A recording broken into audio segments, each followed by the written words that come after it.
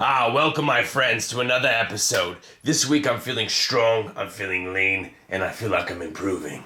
Weighing in at 205.4 pounds, moving in the right direction. Welcome to another episode of Awakening Hercules.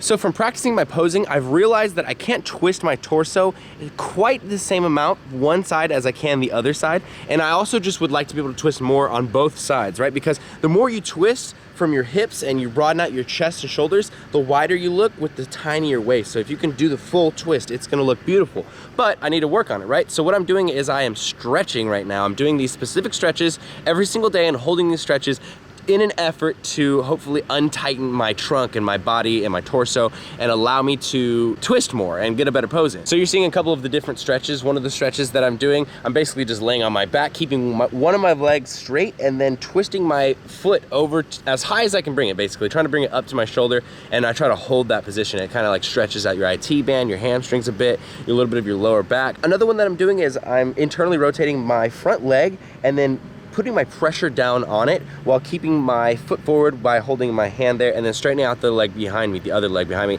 And this is a huge stretch on the IT band. It feels really, really good. Another stretch that I'm doing is basically the end of a yoga pose. You're just tilting your torso up as high as you can, straightening your arms out and letting your stomach stretch out, and it helps your lower back a little bit, but really I feel a good stretch in my stomach from this. A stretch called Hollywoods, at least that's what we call them in soccer, where you basically take one of your legs, put it on the opposite side of your straightened out leg, and then just twist your torso. This is great for the legs, the butt, and the back to stretch out. Basically, I'm just doing a bunch of stretches that will help untighten my hips, my girdle, my stomach, and my lower back. So hopefully it helps, and hopefully my posing is a little better because of it.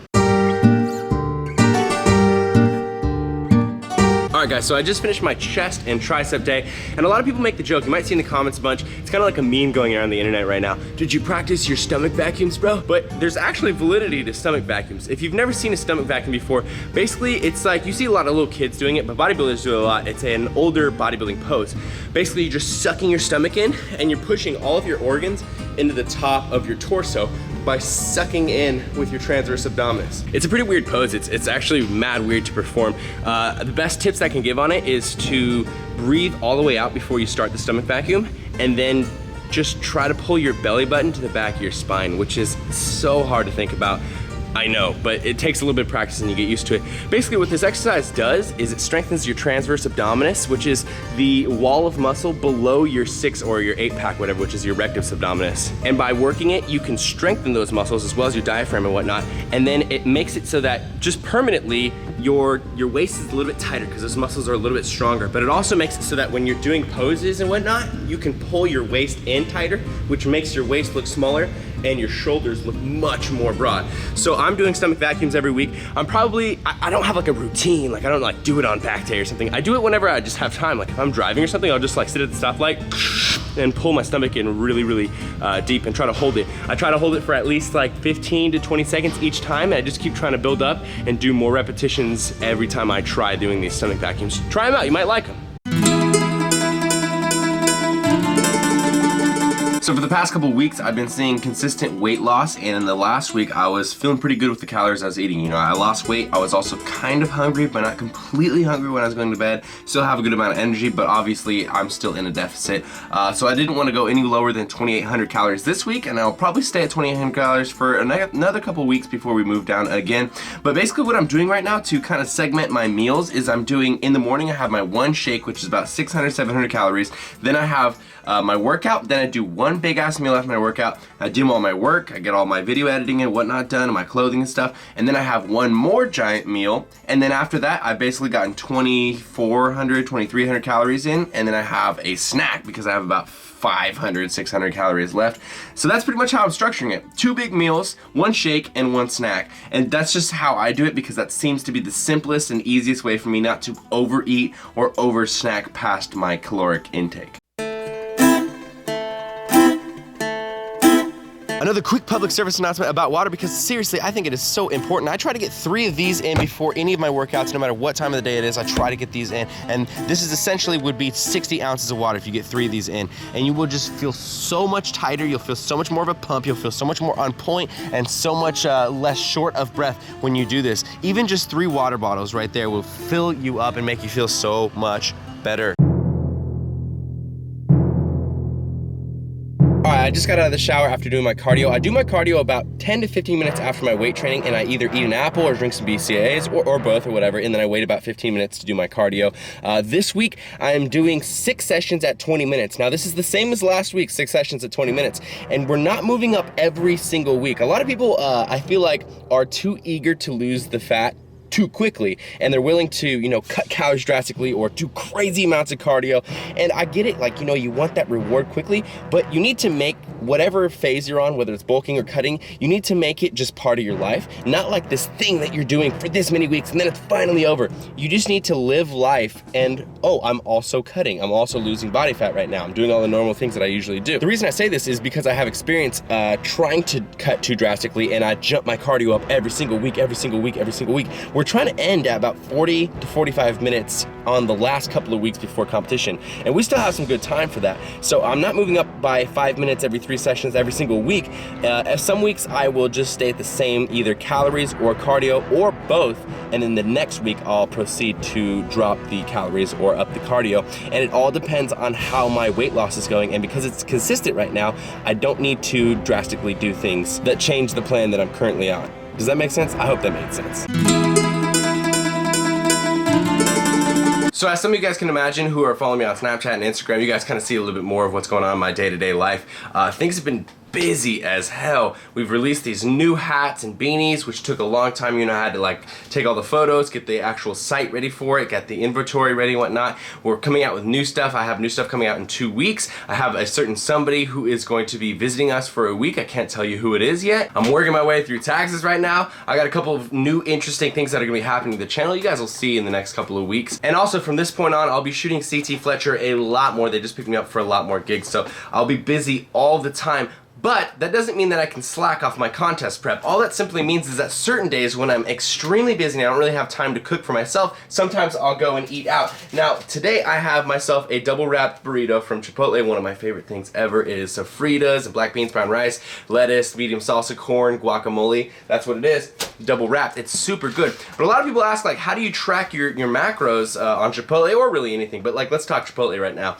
The way that I work it, I know the range, the average of what it's supposed to be when you make a burrito this way, right? So I know that it's between 1,000 and 1,200 calories. Now, I'm going to guesstimate that it's higher. Obviously, if it's like a gigantic burrito, a really small burrito, you can kind of like gauge which side of the scale you're gonna assume that it's on. But I'm gonna gauge it a little bit higher. So I'm gonna mark it as 1,200 calories in my macro counting app. And that's that. It's as simple as that. I'm just taking the average of the calories and kind of guesstimating a little higher so that I'm on the safe side, and then I'm logging it and going on about my day. Now, if I go to bed tonight and I'm extremely hungry, or if I'm unusually full, then I'll know that my calorie counting on the burrito was a little bit off, because at this point, after doing 3-4 weeks into the cut, I'm aware of how I should be feeling when I go to bed and how 2,800 calories makes me feel before I go to bed.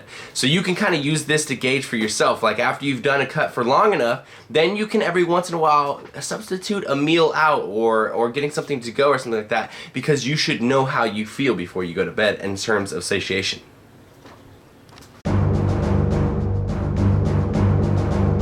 Alright, so this is kind of like a little double update. One, I talked to somebody who's in dentistry, and they definitely said that I need to get something to chew on while I'm working out, because when I work out, like, I squeeze everything as hard as I can. Like, I squeeze my toes. I mean, seriously, I squeeze my toes, I squeeze my hands, my fingers as hard as I can, squeeze my forearms, my elbows as hard as I can, and it gets to my jaw, and I just clench as hard as I can. I've done this for the entire time I've worked out, like almost 10 years now, 9.5 years. I've just been clenching, and it's like compounding my teeth, and I'm getting like a little bit of, like, I think they're called like facets or something. I don't know. I'm getting little ridges in my teeth from doing it. So while I was in the Arnold, I picked up a mouth guard, and just simple as that, got it like molded to my teeth and whatnot, and I've been using it for the last couple workouts, and man, it is so much better. You're gonna see my jaw striations come out crazy during my cut because I'm telling you, I clench so hard. But now having that, it kind of gives me peace of mind because as I'm lifting, I can clench as hard as I want to and not worry about it, you know? So I'm almost clenching harder than I even was before. My jaw's probably gonna get even more freaking lit and crazy, but I'm just glad that like from now on, I'm not gonna be hurting myself. In addition though, I also wanna tell you guys that out of all the muscle groups on this competition prep, on this cut, the back is the one that has been easiest to connect to and to retain my strength in. Everything else, you know, it's feeling pretty good. My legs, my chest, my triceps, everything like that, my biceps, everything's feeling pretty good, but I am feeling like a little bit of that struggle, you know, where your strength starts to go away a little bit. But with back, like I've just been able to connect with my back really well. I've been able to use heavy weights still. I haven't had to move down necessarily. I haven't felt like any sort of a disconnect with my muscles. I'm still getting that perfect like mind muscle connection and that pump. So back's doing good, jaw's doing good. Another week comes to a close. This week I'm feeling pretty good, guys, and the cravings are not quite here yet, but I can feel the little bit of a twinge towards it. Like I know that it's coming. So a lot of you guys are asking, what am I doing for my cravings right now? Currently, I don't really have to do too much, but I know in the future, probably in the next 2 to 3 weeks, they're gonna start coming up a lot more as I do more cardio, as I lose more body fat, as I'm dropping my calories lower. So like I've told you guys before, I do high volume foods like salads and veggies and things like that, but also to actually satisfy my sweets craving, I will take BCAAs. I'll drink amino acids and I'll probably do like 2 to 3 servings a day. I just think they're so good, especially if you ice them before you drink them. Damn. Anyways, on to important stuff. How do I feel about my physique this week? I feel pretty good. I'm starting to actually see those cuts that make you feel big and feel strong and whatnot because you know your delts are like starting to get those lines on them. You see that vein coming out. You start to see the split in the bicep, things like that. They get really encouraging because as you're going through your cut, you know, you're feeling a little like less strong and you're eating less calories and you just don't have such an intense pump. But if you're getting lower in body fat, it is so encouraging because you're like, all right, I feel those things. They kind of suck. My central nervous system's a little bit tired, but I'm looking better every single week. So it's encouraging to continue onwards on the straight path. Like I also mentioned before, I'm practicing my posing as much as I possibly can. I'm doing stretches to try and improve my posing and whatnot. And again, it's not the best, but as we go forward, hopefully it will get better. I'm starting to kind of like find that little niche that you hit, like that little groove that you hit to like twist your torso and keep your hips forward and whatnot, and to try to like keep your serrates and your abs and the side of your body like all flexed up and stuff. So I'm feeling better about my physique. I'm feeling a lot better about my posing. I've still got many weeks until the actual competition to get it all down, but yeah, I'm feeling great right now and I'm really excited to continue this cut. Seriously, I'm so motivated right now, even with, you know, less energy inside of me and more of work coming on and stuff. I'm feeling so invigorated and fired up to continue this cut, and I just cannot wait to show you guys what's gonna happen, you know, another 6 weeks, 7 weeks, 8 weeks down the line, because that's when it starts getting super exciting. I am so ready for that. I'm excited for the next episode because I got a lot of stuff I want to talk to you guys about. I couldn't quite cram it all into this episode. If there is anything you want me to cover, you know, like groceries or intermittent fasting or how much sleep you should be doing or whatever it is, let me know in the comments below so that I can address that in the future episodes, because you guys are truly what's molding how this series is documented, because it's all about showing you guys what I'm doing for this entire contest prep and hopefully giving you some ideas as well. So I appreciate you guys coming in here and showing love and support. But other than that, my food's about to come out of the oven, so I'm gonna go pull it out, I'm gonna go eat it. Next week, I've got exciting new things to show you. I can't wait to see you guys in the next episode of Awakening Hercules.